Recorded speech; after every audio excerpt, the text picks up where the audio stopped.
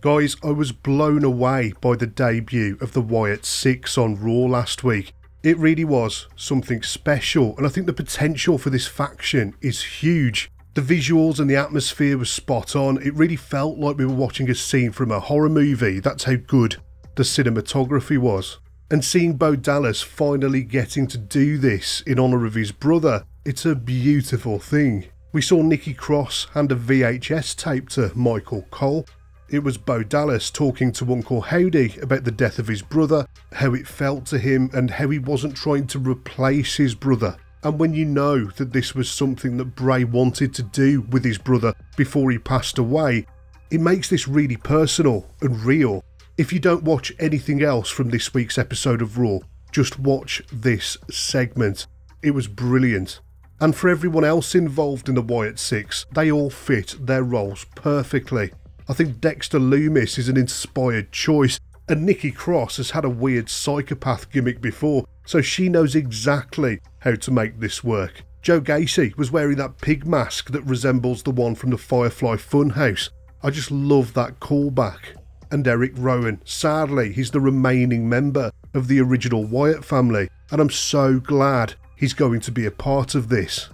I know it's early days, but WWE need to make sure they don't mess this thing up, because I think if Vince was still running the show, I'd have zero faith in this being any good in the long run. Vince McMahon knew how to create incredible debuts, just like this one. The Wyatt family's original debut in WWE was intriguing, and the first appearances of The Fiend were incredible too. Remember the Firefly Funhouse and all of the excitement that surrounded that when it first debuted, but after a few months, things usually went downhill. The storylines became inconsistent and Bray's character usually lost direction, and that was no fault of his own. This was just a common issue with Vince McMahon's booking. He would always start strong, but then he just couldn't maintain the momentum because his approach often lacked long-term planning. And then he started to introduce the supernatural elements that sometimes felt over the top or forced. McMahon's tendency to overexpose characters also played a role. Once The Fiend had fully debuted, you never saw the back of him.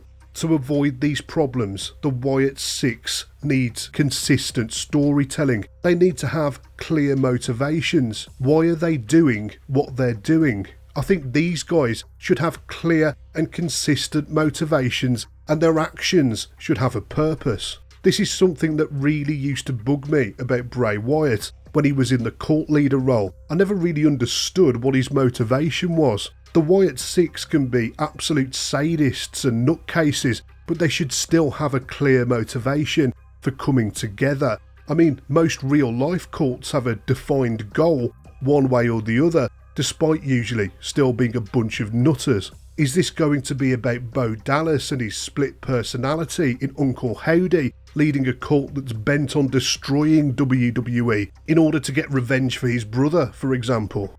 There needs to be a reason for them to be around and causing carnage. I do have hope that Triple H will do a better job booking these guys than McMahon did with Bray, and that's because of the success we've already seen in the way that he's booked the Bloodline, for example. The Bloodline story has been both good and bad, but it's mostly been good, and sometimes it's been excellent. In some ways, it's one of the best storylines in WWE history. They need to approach this in a slow and methodical way that allows the characters to grow and evolve, and it'll keep the fans hooked. Another big mistake that they could make here is overexposure. Limited appearances will make these guys feel so much more special and significant, and you don't have to have them wrestling every week. If the Wyatt Six are on TV all the time, then they'll just become another part of the show, and I do think that WWE has always suffered from overexposure of its characters. I saw people last week saying that the Wyatt Six should show up on SmackDown on Friday, which to me would have been a bad idea. They should be strategic with their use so each appearance is special and forwards their story in some way. From what I've read, the Wyatt Six aren't going to have supernatural powers, and I'm glad about that. I think that them having magic powers would be a big mistake. It's a personal preference, but I don't like supernatural stuff in wrestling. It's one of the things that stops my suspension of disbelief immediately, and I think these guys will lose any credibility they have if they start with all of that nonsense. I would rather see the Wyatt Six using all of the horror stuff as psychological intimidation instead. We've already seen it with Gacy's pig mask, but I'd like to see them making more references to Bray Wyatt as the time goes on. They don't have to mention him all the time, but they should certainly be keeping his spirit alive. And there's an important part of the Fiend's backstory that they should reintroduce, and that's Alexa Bliss. I've made it clear in the past that I was never a fan of spooky Alexa Bliss and her supernatural powers, but it was specifically the supernatural stuff that I didn't like. I think that not including her in this would be a mistake, and I hope they've got a full storyline planned out for her, what with her direct connection to Bray. There is so much potential in this story, and it's up to WWE to not make a mess of it, because this thing could be huge.